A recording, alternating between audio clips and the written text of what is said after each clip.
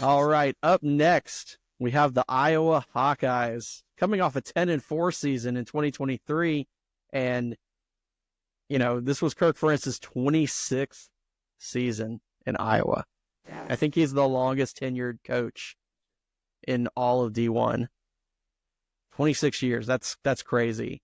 They didn't finish ranked this year. They only went 8-5, which for them in recent years, that's kind of a letdown.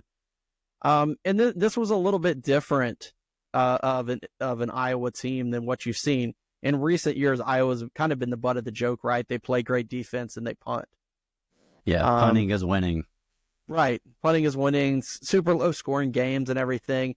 They still had a pretty strong defense this year, but not quite as good as the last few years. They averaged 17.8 points per game, which for most people, that's amazing. But for Iowa, where they've been producing defensive backs and Cooper DeJean returning a touchdown. They were definitely missing Cooper DeJean. Right.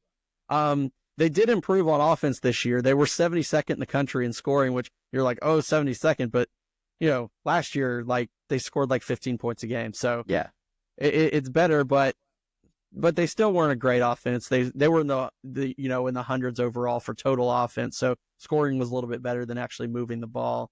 But the problem with them was failing to close out close games. They had close games against Iowa State, UCLA, and Missouri, and they lost them all.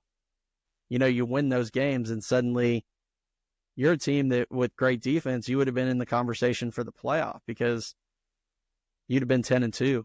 You probably wouldn't have made it, but you might have been in the discussion.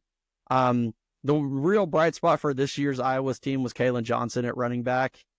The guy ran for 1,500 yards. And when you have a team that really has no passing attack whatsoever, I think they only had 2,000 yards passing as a team.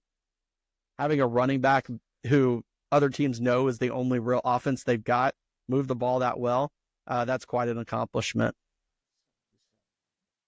Yeah, it's definitely a down year for just looking through some of their games. I mean, they got blown out by Ohio State. They lost to Michigan State. That's not good. That's not good. So this was not a very strong Iowa team. Definitely seems like it seems like they're on a downward trend, in my opinion, right now, especially with the way the Big Ten has shifted, with Pac-12 teams coming in and, all the coast to coast stuff. Could be red herring, but I don't know. It just seems like if there was a team that would suffer from that, it seems like it'd be Iowa. But who knows? I mean, Kirk Ferentz has been there 26 years for a reason, so they might be able to turn around next year. But in terms of their, normal, what they expect, they definitely didn't meet their expectations. I mean, they're usually a solid 10-win team, regardless of the year. Or their inability to play offense. I mean, they usually have a really solid tight end, right? I mean, yeah, they put some tight ends in the NFL. Yeah, so I mean, they could at least do that. But I mean, I couldn't really name a player on their team. Maybe the quarterback who used to play for Michigan. I still can't remember. Yeah. Anyway, so all that being said, since it wasn't really a great year for Iowa, especially by their standards, I ended up giving them a C+. Yeah.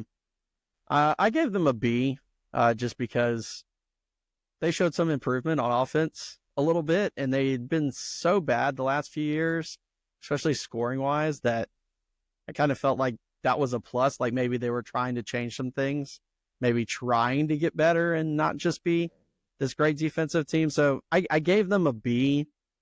Yeah, maybe they should have just kept that strength on defense. I mean, yeah. I mean, their defense was still really good. Oh, I know. Just not quite the craziness they've had. But, just based on the finish grade, they get a B- for having a winning season and being bowl eligible. With that being said, averaged all together, the Nitro Show grade for the Iowa Hawkeyes in 2024 is a B minus.